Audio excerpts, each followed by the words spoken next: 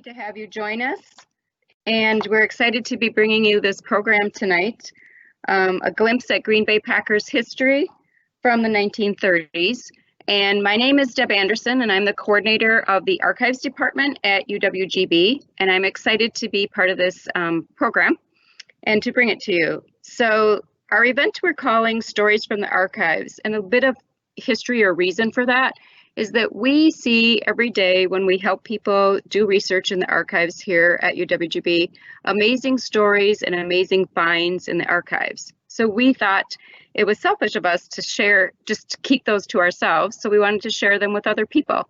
And one of those research projects that we've been honored to work with was done by Tony Walter as he wrote his latest book on the Green Bay Packers history. So we've invited him to share a little bit with us tonight. First, a bit of housekeeping for you. We will be recording this and posting it on our YouTube channel, and you'll get those links in our chat in a little while.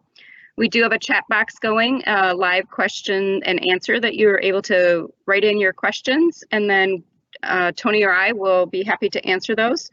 And we will have Tony talk for a little bit, and then I will take over from there and ask your questions and share some questions of my own. So it's very interactive, and we thank you for being here with us tonight.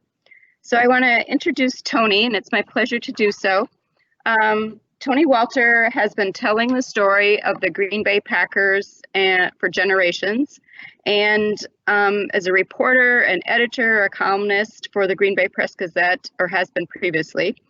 And in his retirement, he decided that he couldn't let that love of the Packers and the writing go. And so he's tackled a couple books recently. The first one was called Baptism by Football, and the most recent one is The Packers, My Dad and Me. So a little bit about Tony. He's a native of De Pere, Wisconsin, and he studied at Lawrence University, as well as earning his undergraduate degree at St. Norbert College here in De Pere. His time as a journalist began at with the Green Bay Press Gazette in 1967. In fact, Tony was able to be on the sidelines of the famous Ice Bowl, so that was exciting. And he worked at his time at the Press Gazette as a reporter, a sports editor, and a regular columnist. And he did so until his retirement in 2012. One might say that the newspaper business was in Tony's blood. His grandfather helped start the Green Bay newspaper, and his father, John Walter, was a sports editor and reporter from 1935 to 1941. The legacy of John Walter and his accounts of his reporting on the Green Bay Packers formed the foundation for Tony's latest book, The Packers, My Dad and Me. So thank you for joining us this evening, Tony, and I'll let you go ahead and start by sharing maybe a little bit of some of the team stories and your research and writing process. Well, thank you, Deb. Good evening, everybody. It's a real pleasure to be here with you on a nice warm night indoors. One of the lessons, there's a couple of very important lessons that I had learned as a journalist, and when I decided to write books that were actually vital in this process. The first lesson was to make sure that I knew my audience, and I'm reminded very much of an experience I had when I became sports editor of the Press Gazette in the 1970s. I was asked to participate in a project at Howe Elementary School in Green Bay. They were doing on the news media. And my job was to speak to the second grade class about my role as sports editor of the paper. And to be honest, I think I was probably wowing them with my resume and things like that. But at the end of my talk, I said to the children, I said, do any of you have a question about my role at the paper? And a little girl over in the side raised her hand, and I said, yes. And she said, did you ever get a paper cut? The lesson there was that every writer needs to have a lesson in humility as a prerequisite before proceeding, and that's always stuck with me. The other lesson that I found to be extremely important was not to ever preclude before you do the work what the story is, whether it's a book or whether it's an event you're going to cover. Otherwise, you're guilty of Bob Woodward of the Washington Post. called a demon pomposity. If you begin to think you're more important than the story, if you haven't done the research, if you're not prepared to listen and to observe, you're not going to pick up the story. And I'm critical of media that decides what the story is before the event happens. I experienced that after I retired at the Press Gazette in 2012 and wanted to write a book. I thought, well, let's see, I've got the Green Bay Packers, let's do something with that. So I thought I would look at the decade from 1919, when the team was formed, to 1929 and find out what the story was. I didn't get past 1922 because the story hit me right in the face. It was that year the Packers lost their franchise because they were caught playing 3 college players under assumed names. They regained the franchise that summer, but the team was losing money that fall and was in very strict financial straits at that time. And that's when businessmen led by Andrew Turnbull came together, bailed them out, and made the move to incorporate. And hence, if 1919 was the birth of the Packers, 1922 was the baptism, particularly when you consider that of all the teams the Packers played in 1922, they were all out of business after 1925, with the only 2 exceptions being the Cardinals and the Bears. And so having done that, I moved on to my second book, and I first needed to decide, okay, what time frame am I looking at? And that 8-year period from 1929 to 1936, a time in which the Packers won 4 championships, was just too tempting to pass up. And so I began to look at that time period.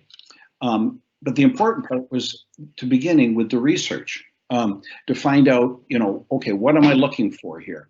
And one of the lessons I learned very quickly about the research, whether it was at libraries, in the archives, and newspapers, was that the research didn't always give me the answers, but it often pointed me in the direction of the answers.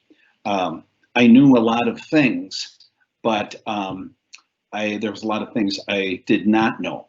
For example, I knew one of my grandfathers, his name was Gus Walter, that he had one time been president of the Green Bay School Board. And I knew that he had been an executive with the Hagemeister companies, which at one time included a brewery, then ice cream parlor, and a real estate company. But by going through the minutes of the Green Bay School Board meetings in 1920 and 1921, I learned that my grandfather Gus was actually the key negotiator in the sale of the Hagemeister Park on the east side to the city of Green Bay to build the new East High School and City Stadium, which is where the Packers played for over 30 years. Now, Gus died before I was even born, but I learned some things about him simply because of the research that I had to do.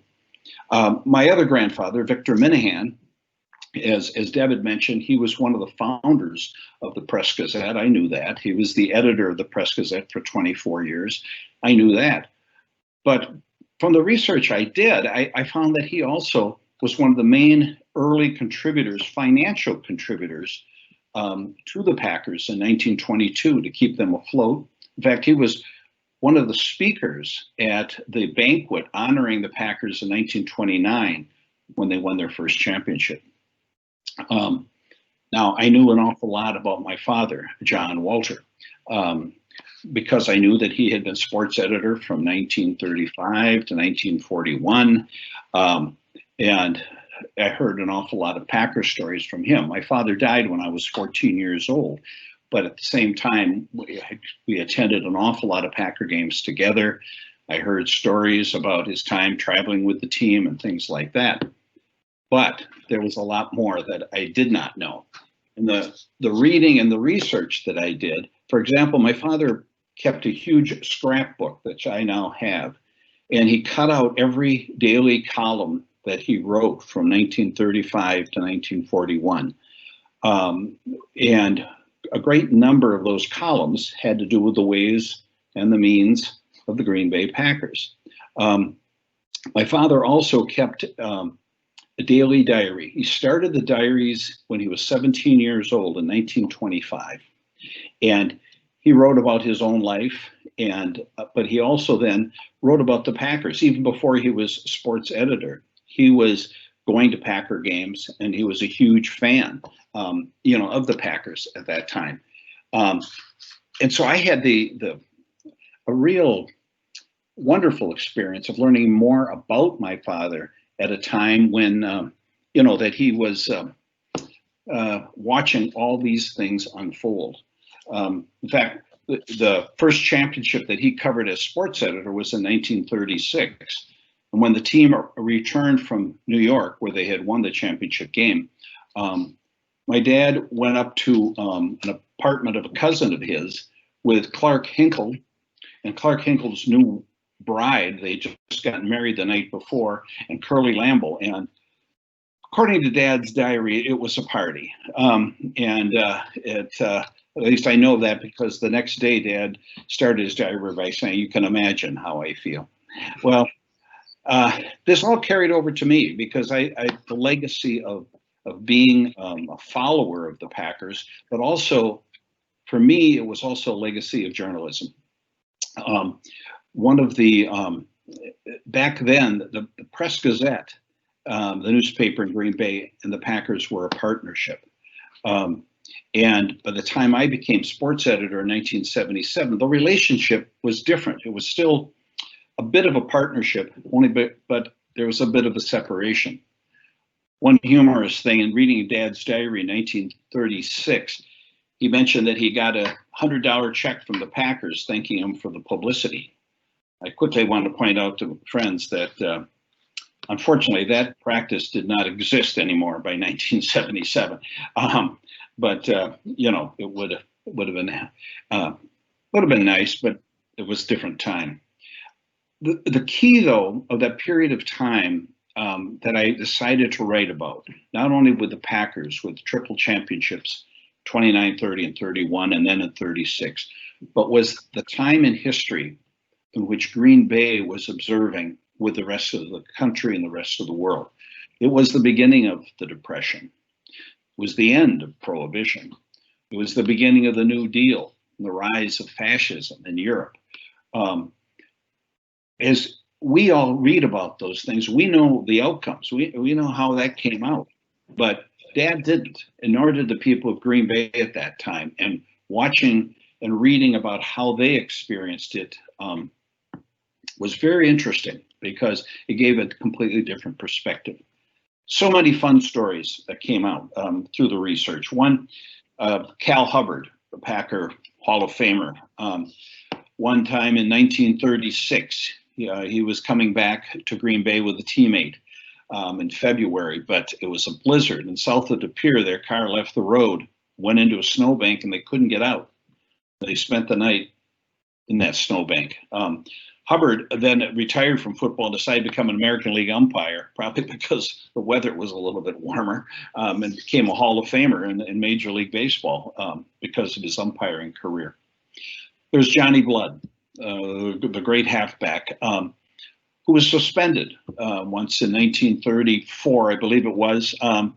He showed up for a practice before dark, and he was in no condition to practice and was suspended. There was the examples of Vern Llewellyn, the great athlete, and whose absence from the Pro Football Hall of Fame to me is totally inexcusable. He was way ahead of his time. There was finding out that the Packers could have been the only team to win 4 straight championships by winning in 1932 if the league counted ties the way they did starting in the early 1970s. But back in 1932, they just threw them out. So the Bears had a better percentage than the Packers did, but the Packers, in a sense, in today's criteria, would have won that. There was interesting seeing characters like George Calhoun, who was one of the early people involved in the Packers story and worked at the Press Gazette. And I had to laugh because most of the stories he wrote about the Packers, anytime the Packers lost, George was pretty sure the referees had a hand in that, but not sure. You find other things. There was a time some people were selling bogus tickets to a Packers game, Giants game in Green Bay in 1932. And they finally found the people selling the tickets at the corner of Jefferson and Walnut Street. One of them tried to get away and was tackled on the courthouse lawn by Packers receiver Lavi Dilweg. You know, you think stories like that, you know, or the time that Emmett Platten, who is a Green Bay native, was so mad during a game in 1936 when the Bears were beating the Packers that he ran on the field to confront the referee. He was stopped by one of the Bears linemen, and Platten slugged the lineman and knocked him to the ground. Something I wouldn't recommend, but very interesting. And there was also relationships, which I found fascinating. Most people thought that Clark Hinkle, the great running back for the Packers, and Bronco Nagurski, the great running back for the Bears, hated each other. Until by doing a little bit more research, I found out that when Hinkle was inducted into the Pro Football Hall of Fame in 1964, it was Nagurski that presented him. Other stories. 1929, which was the year, remember, the Packers are going to win. The movie actor Lon Chaney, who was one of the horror movie actors, came to Green Bay and to film a movie about a railroad. It's called Thunder. The film is almost totally lost right now. But he came down with pneumonia while he was in Green Bay. And movie historians think that led to the fact that his health went downhill and he died about a year and a half later. Found out the story of a 4-year-old girl from Green Bay who was picnicking with her family on Memorial Day up in Sturgeon Bay and disappeared. Couldn't find her for 3 nights in very cold weather, near freezing, until a 16-year-old Boy Scout found her. She was in very good condition after spending 3 nights in the woods. And when it was asked if she didn't see anybody looking for her, she said no, but she did see some rabbits, which, you know, stories like other things that are totally unrelated to football. But like in the spring of 1929, 4 books were published. All of which, of course, became required reading for me. Eric Maria Remarque's All's Quiet on the Western Front, William Faulkner's The Sound and the Fury, Ernest Hemingway's Farewell to Arms, and Thomas Wolfe's Look Homeward, Angel. I mean, all in one spring. My goodness. So there were so many things there that were great. One of the things then on research that really helped is I began to bring all of these things together. In the early 1930s to find out anything that had an impact on the Packers and on life. And while I was doing some research up at the UW Green Bay Archives office, Deb Anderson, the archives director, made me aware of the transcript they had of the trial of Willard Bent. He's the gentleman who fell out of the bleachers at a Packer game in 1931, sued the Packers. You know, I'm saying that they were liable for his injuries, and won the court case. And as a result, the Packers had to go into receivership. The court case was quite interesting. So there were some rather seamy details about the man's health, but what was fascinating, and this is what the research led me to, was the fact that the result of that, the Packers almost had to go bankrupt. The court was not going to let them stay in receivership if they were not making a profit. And the Packers president at the time was a man by the name of Leland Joannes. And he called, at the end of 1934, in December of 34, he called together a group, about 30 leading business people in the Green Bay area and said, it's put up or shut up time. Because there were rumors that the franchise may be going to Cleveland, Milwaukee, St. Louis. And he said, we need to raise $10,000 right away. But we need to take a vote. Do we want to keep the franchise or not? And the vote was unanimous that they would. That was all a result of the research into the Willard Bent case, because I was roughly familiar with the Bent case, but I didn't know how that came about. I also found out at the end of the 1929 season, the Packers ended up playing an exhibition game right at the end, after the season was over. They'd had their banquet, the party, but they had scheduled a game against a team from Memphis that was organized by the man who had started the Piggly Wiggly grocery chain, and he'd put a team together. So the Packers said, "Yeah, fine," went down and played, and they lost. That was kind of lost in Packer history, but of course it didn't count. It didn't count at all. But what I ended up with was all these memories of, for example, my dad and Don Hudson. The day that Dad found out in 1935 that he was going to be the sports editor, it was in February of 1935. The same day, the top headline on the sports page of the Press Gazette was that the Packers had signed Don Hudson, the end from Alabama. And it began a relationship that Dad had with Hudson. And he would have these people over to dinner. He would travel with them. They would play rummy on the train heading down to the games and things like that. What I found was learning through that time in the 30s, these important building blocks, because we live in generations where if you talk to a lot of people, and they may go back to when the Packers, traded for Brett Favre, or they may go back in the 80s, or they may go back into the Lombardi years. But unless you really know these building blocks, not only of the Packers, but how the city was coping with these things as it developed its identity, it was very important to know what those building blocks were. And the last thing I'll say in response to my young friend in second grade was that, yes, I have gotten a lot of paper cuts. So I'm very happy to answer any questions and any responses at all that you have. I've enjoyed having this time with you. Well, thank you, Tony. We do have a question from a member of the audience already, whose name is also Tony. And he wonders if there was anything that you found in your research or your dad's journals that was unexpected or surprised you. Boy, yeah, there were quite a few things that I didn't know. I think that probably one of the biggest surprises was looking at the real statistics of Vern Llewellyn, who, by the way, was, he came up in the mid-1920s and played into the early 1930s, but how brilliant he was. He was a man who later became the district attorney, Brown County, and then for a while was general manager of the Packers in the 50s. It was startling just to see the statistics that man had. That was probably a surprise.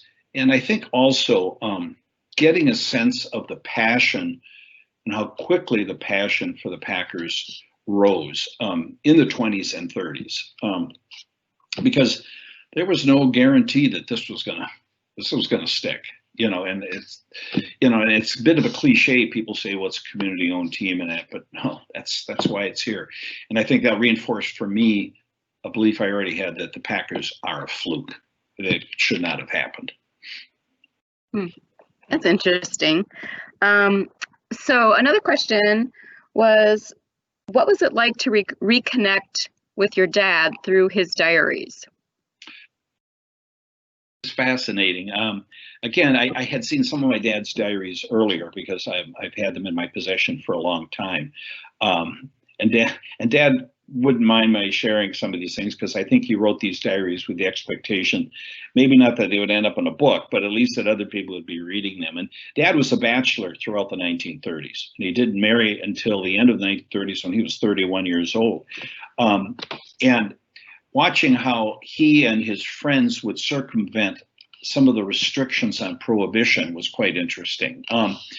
When prohibition ended and they actually got some legal beer, he commented on how much better that tasted than the moonshine that he had to survive on. But also then to get a sense of how desperate it was for him during the Depression. He mentions at the end of 1936 that he said he's only got 31 cents to his name. He said that's enough for 6 beers and a penny left over. And I thought, well, you might want to use it for something else. But so it was to be able to see a different side of my dad, and to see that the passion of the work that he did, because of course I just knew him as a child. Sure.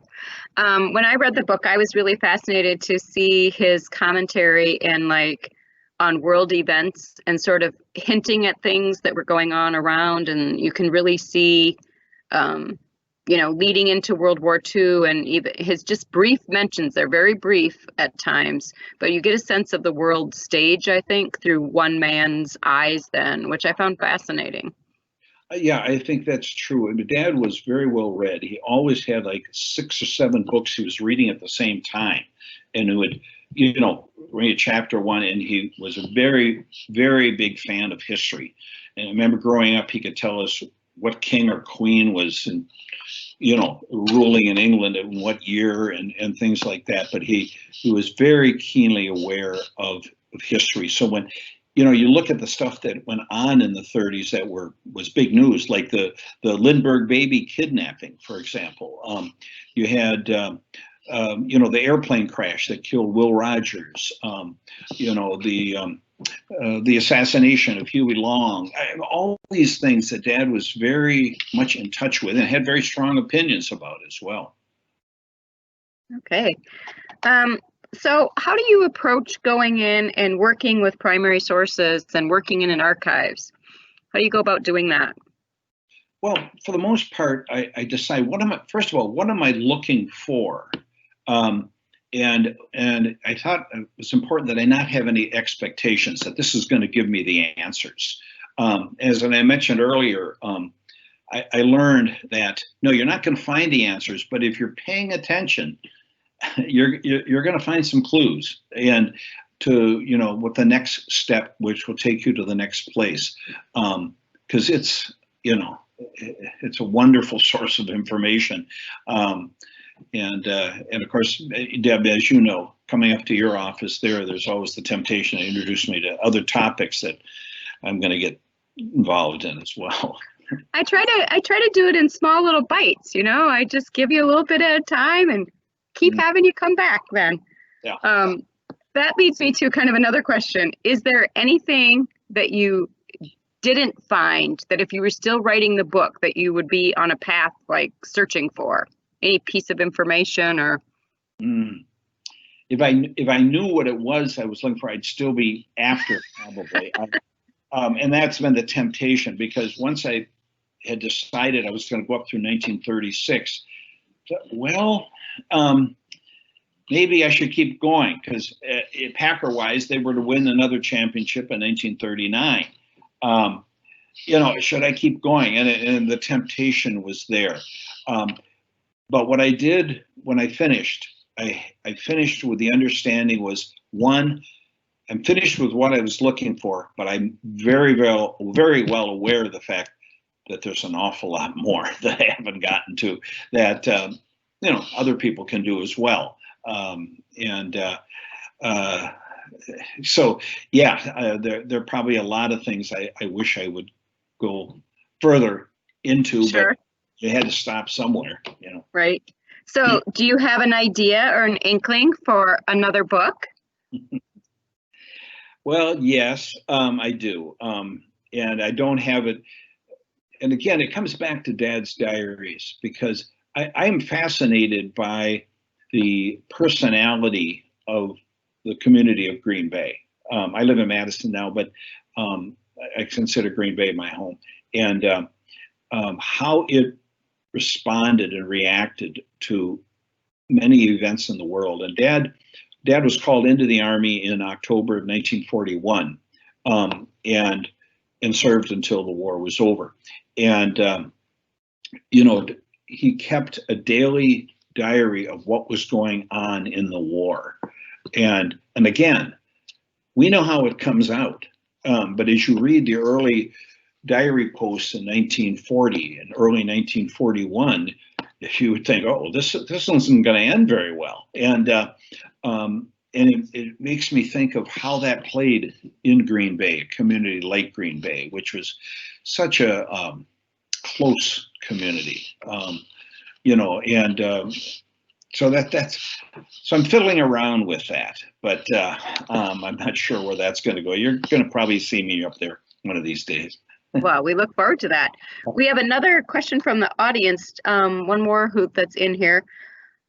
Besides the idea that you didn't get your $100 check for the publicity that you did when you became the sports editor, how else can you talk about, or what can you talk about, how the sports editor role changed from your dad's time as a sports editor to your time? Like, what changed? What primarily changed was you have to understand that Andrew Turnbull, who was a huge influence on the life and the future of the Packers and was their first president after they incorporated. He was initially the business manager and then publisher of the Press Gazette until he died in 1960. But he was very keenly aware of how tentative a franchise in the league was. As I mentioned earlier, of all the teams that just folded up by 1925. So Turnbull did not want his sports people to be too critical of the franchise or the Packers. And even in Dad's diary, he mentioned a couple times where he disagreed with how the paper's handling things, but he said, orders are orders. That was Turnbull. Well, that's why that partnership between the Press Gazette and the Packers was absolutely vital. They basically took care of each other. It changed, I think, into the 1970s. It might have changed earlier, but people say, well, the Press Gazette wasn't very critical of the Packers during the 1960s. Well, it was a little difficult to be, be critical of Vince Lombardi. He only won 5 championships in 7 years, for God's sake. But in the early 70s, as journalism, nationwide was covering pro sports differently, the Press Gazette made that adjustment too. And by the time I was made sports editor in 1977, that change, had occurred. Bart was the head coach at that time, and the coverage was a lot more, I don't want to say aggressive, but a lot more balanced in the sense that, if there are things to criticize, you criticize. Sure, thank you. Jim has written in and would like to know, how many diaries did your dad accumulate over his life? Well, I've got them on the bookshelf. I would say every diary, there's some diaries where it only covers part of the year, and then a couple diaries cover an entire year. But I probably have about 30, 35 different, and they were all handwritten until 1936, and then he typed them. They were all typed. And I remember as a child, at the end of the day, Dad would be sitting down at the typewriter and typing something, which obviously was his diary. And there were a couple gaps in there, a couple times when he had some health issues and was hospitalized. But otherwise, he kept them up. So did that inspire you? Are you a diary keeper?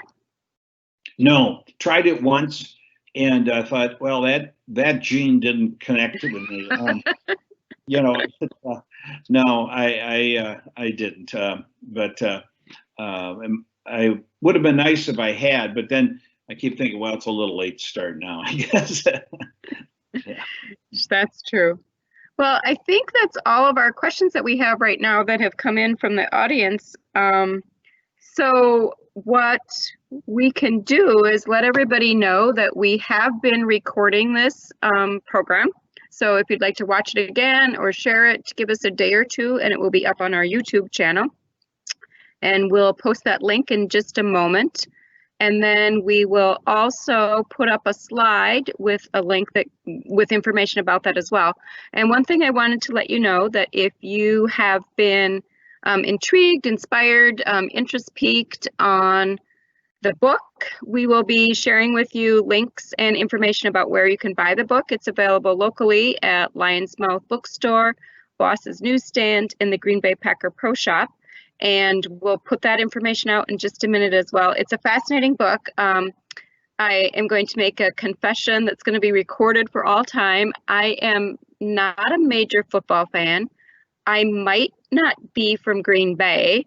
And so On my own, I might not have picked up the book, although I love history, but I read the book and I'm so delighted that I did. So I would really encourage all of you to do the same. And I see, wait, there's a couple more questions coming in. In your dad's diaries, John wants to know, was there an indication of the level of the rivalry between the Bears? So like between the Bears, could you tell from your dad's diaries that they were already a Packer rival? Oh, John, absolutely no question. Dad would remember several times he would say, "It's Bears Sunday." I mean, it was, this was the highlight of the season, the Bears game, and if you're a historian of the Packers season, the 1935 season was an example of the two games against the Bears were the most dramatic. The first one was the game in Green Bay, which was the first play of the game, or second play of the game. Herbert threw an almost 80-yard touchdown pass to Don Hudson. It was Hudson's first touchdown with the Packers. And that was it, 7-0 game. And then when they played down at Wrigley Field in November, the Packers scored twice in the last 2 minutes to win by 3 points. And then it was like the next day in Dad's diary, he would say, the only topic of conversation in Green Bay today is the football game. So it was definitely the Bears. Of course, now this was, of course, before the Vikings existed, but in the Portsmouth team eventually folded and went to Detroit in about 1933, I think it was. And there was a big rivalry there with Portsmouth, but nothing was like it was with the Bears. That was the major opponent, no matter what the records were. Okay, I think that sparked another question here from an individual, and they ask, I think they mean for your father, was the sports department, or how did they get access about the other team's news? How was that possible? How did they do that? That's a good question. There was no television, of course, but there was relationships with the sports writers in the other newspapers. The Chicago Tribune, for example, Arch Ward was the sports editor there in the 30s and 40s, and they traded information as much as they could because they wanted information about the Packers. So you were watching all the other newspapers at that time. There was no internet, so that's where you got most of it. So in the opinions, of course, everybody had opinions. And there was such a loyalty to your local team, even in Chicago with the Tribune and with the Bears and the Cardinals, because they're both in Chicago at that time. But that was the access that they had. But you didn't have the kind of exposure or press conference type situations that you had later. Okay. Oh, another question. They're rolling in now. Let's see, this one is from Dave, and he says, thank you for writing this book. My dad grew up during the 30s in Green Bay and had zero interest in sports, except for his support of the hometown Packers. I'm curious if you discuss this very unique phenomenon where a sports team's support actually transcends the sport itself. So yeah, that's, yes, you can't look at the Packers without understanding all the ingredients that went into its existence. And that's what makes it so unique, that the story of the Packers is not just Lombardi and Favre and Rodgers and Bart. It is the community. And people ask me, you talk about what is the identity, Green Bay's identity. Anybody that says it's anything other than the Packers is kidding themselves. I mean, that's what the identity is. And I've told the story when my wife and I in the late 1970s traveled to Ireland on a vacation, and we went into a pub in Galway and went up to the bar to get some Guinness. And up at the bar, behind the bar, was this huge pennant, Green Bay Packers. I thought, oh my goodness. So that is the story. And that's, Dave, that's why that question is important, because that is what the story is the story of the Packers, not just games, but the existence of the Packers. And that's why I was, quite frankly, as an aside, grateful that Mark Murphy, the Packers president, agreed to write the foreword on the book, because Mark gets it. He understands the importance of the Packers to the community and importance of the community to the Packers. Well, and it sounds like, again, one of those long-standing connectivities with history. You know, the past and the present are so intertwined. You know, what happened in the 20s with the championships, and then as the Packers unfolded over time, it's just still part of that Green Bay identity, like you talked about. So it's fascinating pieces of our history, both in the community and with the team. Let me check one more and see if we have a question. And I don't see another one in there, right? Oops, sorry. Oh, this person is asking do you think Watergate had a shift or a play in anything to do with how the reporting would have went on? Oh, it's an interesting question. I don't think so. I think it was more of the coverage of the Packers catching up in the sports world, the way sports coverage was occurring in some of the larger cities. Maybe the Watergate it certainly had an impact on how politics was covered and government was covered. But I think if that even hadn't happened, I don't think it would have made a difference as far as the coverage of professional sports in Green Bay. Mm-hmm. Okay. Well, thank you, everybody who's been sending in questions. And thank you, Tony, for your time this evening. Thank you for writing the book, sharing your dad with us and his diaries. We really appreciate it. And it's been great to chat with you and talk to you about it. And we look forward to helping you, whatever your next book may be in the future. I'm sure you'll see me show up there. Yeah. Well, we'd love it. And for the those of you who are viewing, if you hang on just 1 second, we will put up our slides with the information about where you'll find our YouTube and links to be able to purchase the book. So enjoy your evening and go Pack Go.